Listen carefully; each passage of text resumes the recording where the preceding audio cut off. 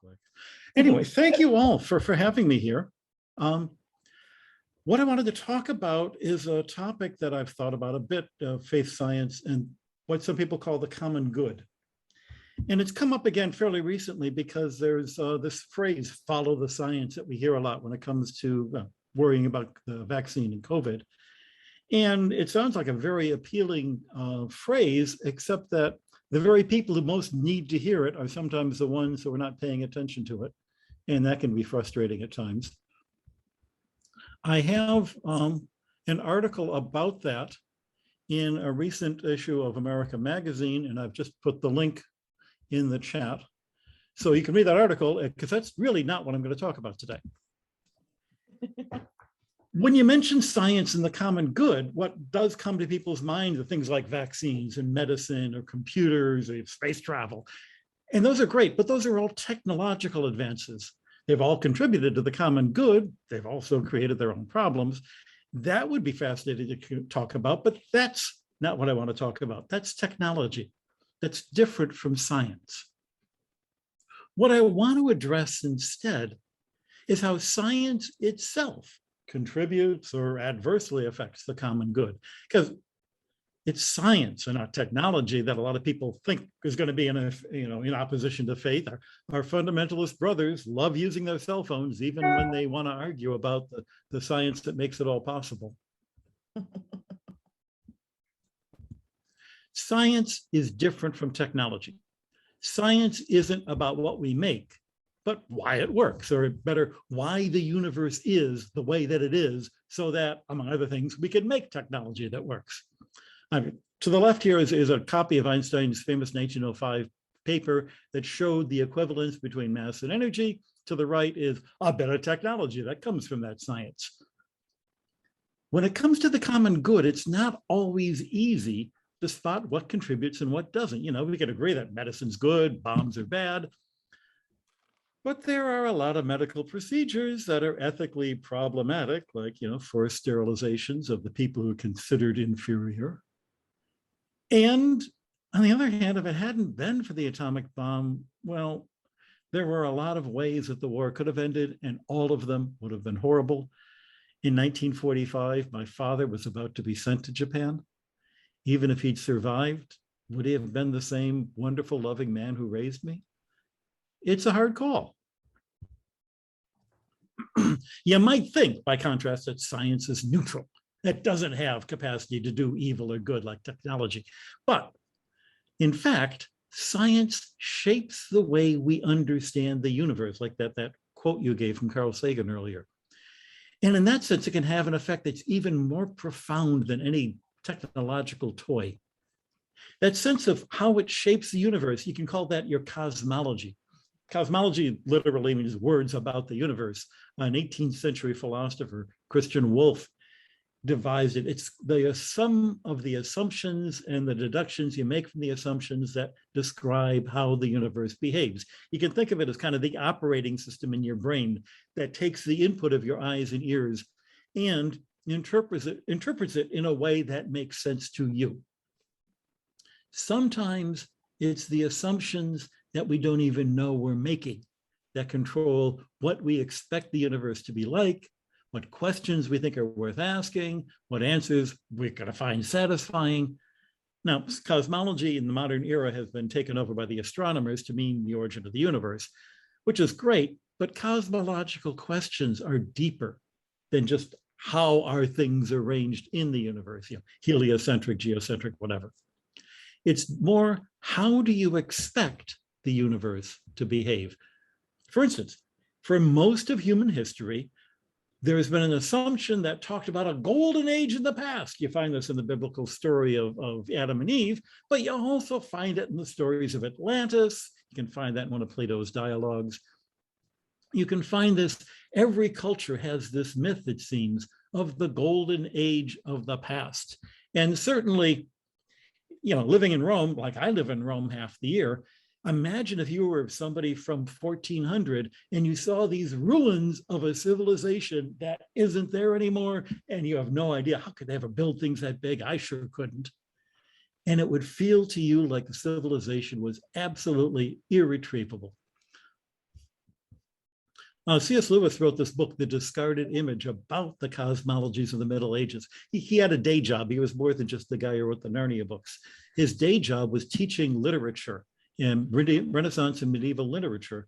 And his students needed to know what were the assumptions that people were making when they were reading Dante or writing Dante for that matter. The university was being invented then. Science was a term that just meant any kind of knowledge, but it was an age of authority because medieval ideas of books were that books came from the superior past. Humanity's on this slow and inexorable deterioration. Books let you discover things that were once known, but have been forgotten. It's kind of like refreshing the memory of an old man. Learning is the only worthwhile exercise. And if you do remember truth from the recesses of time, you're a little bit closer to that divine moment when God was still close to us. But all studies are futile. Even if a few of them can get this knowledge, by the time they get it, before they can make a difference, they die. Civilizations rise and fall, but inevitably they fall. And I've got the little cartoon there that you can see from, well, what's the point of learning anything if it's all going to decay anyway? The Renaissance was just an example of unearthing the wisdom of the past to try to get to that classical golden age. So they were finding these long lost manuscripts of antiquity. They were being studied, they were being translated, because the whole point of the Renaissance was to try to bring back this golden age. Well, at least a silver age, because they figured a golden age would be impossible. And if that all seems very pre-scientific, well, it was. That's the point. But you should be aware that our society is captive to an equally naive understanding and knowledge, one that can affect how we strive for knowledge, how we use knowledge, what we think is the common good. In the past, you assume that all knowledge gradually fades over the centuries, things wear out, the music nowadays isn't as good as the music when I was a kid. That's what everybody knew. Things used to be better in the past. That was the cosmology before the scientific era. But today, everybody knows that the people in the past were ignorant savages, that civilization is accumulating knowledge slowly and painstakingly, but science is going to lead us to this distant future of perfection. Actually, that's not a modern idea. That was a 19th century idea. It was called Whiggism. And they used it to justify everything from cultural imperialism to actual imperialism. It has its problems too. But the shift involves not only what we know or why we know, but how we judge that something is known. The criterion of knowledge in the past was what they called demonstration, like a mathematical theorem is demonstrated. That was one of the issues that came up in the Galileo affair. Galileo and his opponents both assumed that you could decide on how the universe is arranged based on mathematical demonstrations, and Galileo thought he had them. And Cardinal Bellarmine said, actually, I don't think you've got them, and until you do, I'm not going to listen to you. And they both had a point. Galileo's cosmology ultimately was closer to the truth, but the arguments he used to demonstrate the cosmology actually turned out to be wrong. Today, instead of using proof, modern science accepts high probability as enough to determine what theory is going to best account for the evidence. And probable in Galileo's day meant there was an authority, there was a book that said this was true. But in the 1650s, after Galileo, you've got Pascal, you've got Fermat beginning to develop the mathematics of probability. Another 100 years and you're getting statistics. In other words, the real advance of the scientific revolution was learning how to let mathematics, like statistics, guide how your understanding is going to grow. And what's more, we accept new ideas now based on how well they fit with the background theories we already accept. But if there's new evidence that requires a new theory or an expanded background theory, then we're willing to change our explanations. That's actually an important part of science that a lot of people, especially non-scientists, don't appreciate. Nothing in science is fixed. Nothing is proven. In fact, you progress by making mistakes and recognizing them as mistakes. It's not that failure is not an option. Failure is a requirement. Our science books continually go out of date. They have to be replaced by new books with more probable explanations. In other words, if you tell people follow the science, you got to be prepared for the fact that it's going to lead you down a whole lot of false paths and, dead ends before it finally finds its way forward. That's the nature of how science works. But notice how science changes our idea of what a good explanation is for a universe, how we interact with the universe. Before the scientific revolution, the best analogy we had for the universe was to presume that it was a big living organism. And living organisms have habits, which are different from absolute rules. The Greek and Roman cosmology assumed you had all these nature gods, from spirits in rivers and trees, to planetary intelligences that move the planets. Spirits living within matter, things that we experience in our daily life, maybe you can supplicate them. Maybe you can get them to alter their habits. And maybe if it didn't work, that's because there was a stronger deity who was opposed to you. Maybe you just weren't, sincere enough. So as an example, say you've got a cat, shows up to your front door every day. One day the cat doesn't show up for its meal. You go, well, cats are like that. The universe has its quirks. Nature gods have its quirks. Living beings have their quirks. After the scientific revolution, the presumption is that nature is governed by rigid, unbreakable, impersonal rules that we enshrine as laws. Instead of a worldview where the gods, or later the monotheistic God, operates intimately in nature, religion was reduced to a deism where God was only invoked as a prime mover. You can explain why existence and laws exist, but otherwise doesn't do anything. And in this understanding, you ought to be able to explain with perfect accuracy, with enough work and enough math, everything that happens, predict everything that's going to happen. So, if the robot cat doesn't show up in the morning, you want to know why. Failure of these predictions implies just that you don't have a complete knowledge of the starting conditions, of the necessary laws, of the math that controls them. But here's the essential point. Both cosmologies not only included a description of deities or laws, each of them includes implicitly the assumption that either the deities or the laws exist, and that you can discover them, and that you can understand them, and that you can manipulate them. An important goal seems to be, an assumed common good seems to be able to control the physical universe for your own purposes. Either you're going to manipulate the gods with the right combination of sacrifices, or you're going to manipulate the laws of nature with the right kind of technology. But is that the true goal of religion? To find a foolproof way to manipulate God? And is that the real goal of science? To find a foolproof way to manipulate nature? Instead, let me step back and tell you a story that I hope looks at science from a completely different point of view. Not just an intellectual good, but a common good. When I was 30 years old, this was 40 years ago, I was a scientist at MIT. I was a postdoctoral fellow. I was in the big leagues. I was a utility infielder, but I was in the big leagues. But it wasn't enough. And I'd forgotten why I wanted to do the science. I'm having a hard time remembering why I wanted to walk across the Harvard Bridge every morning, climb the stairs to my office in that skyscraper, the Green Building.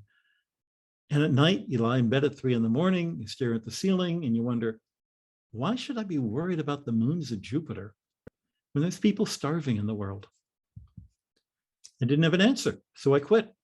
I left my position at MIT. I joined the Peace Corps. And I told the people in the Peace Corps, I'll go wherever you want me to go, do anything you ask me to do, because I didn't know what was needed anymore. They sent me to Kenya. And they said, we're going to have you teach in a high school, live in a mud hut, teach in a classroom where there's no glass in the windows, no plaque on the blackboards. I said, yeah, right. Well, as soon as I actually got to Kenya and they saw that I had a PhD, They moved me out of the rural school and into a government school and then a national school and then one of the best high schools in the country, where I started a little astronomy club that you can see there. And then 3 months after I was there, they moved me to the University of Nairobi to teach graduate students in the physics department about the moons of Jupiter, astronomy. Now there was a logic behind their request. The guys I was teaching all had jobs waiting for them at the Kenya Science Teachers College. So I was teaching the guys who would be teaching the teachers, who would be teaching the kids in the national schools, in the government schools, in the rural schools, the places with no glass, no blackboard. That made sense. But that wasn't why they wanted to learn astronomy. Every weekend I'd go up country out of Nairobi. I'd visit my friends in the Peace Corps who were in their schools. And everywhere I went, I took a slide tray of astronomy images. Remember slides? They had slide projectors that ran off car batteries. And I had a little telescope that I'd bring. And I'd talk in the schools, and I'd talk in the evening to the grown-ups in the villages, and we'd all look through the telescope. And everywhere I went, the room was packed, and everybody in the village wanted to look through the telescope. I mean, has anybody here ever seen the moons of Jupiter through a small telescope? And have you ever seen the moons of Jupiter in a small telescope and not gone, oh, wow?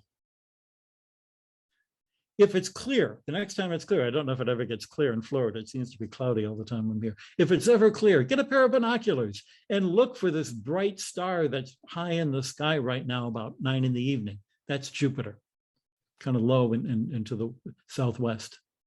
You can see the dots of light that are the moons of Jupiter. They're amazing.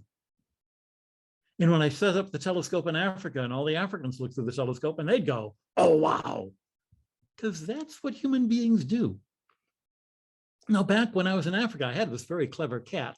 The cat was a whole lot better at being a cat than I could have ever been, but the cat didn't want to look through the telescope. Telescopes are for human beings. Looking at the stars, going, ah, and then wondering about what are they? Who are we? How does it all fit together? That's what makes us more than just well-fed cows. And to deny somebody the chance to do that denies them their humanity, but to make it available to everybody reminds them that we're all part of the species that went to the moon. Us, the whole human race. It wasn't just the astronauts, it wasn't just the engineers who built. It was the whole society, the people who supported the astronauts, the ones who built the rockets and the ones who, served them soup in the cafeteria. It is a human impulse to look at the stars and to realize that there's more to life than what's for lunch. That is what science is all about. That's what makes us look at the sky and go, oh my God. That's what we call the human soul. That is the image and likeness of God. It's how we discover God.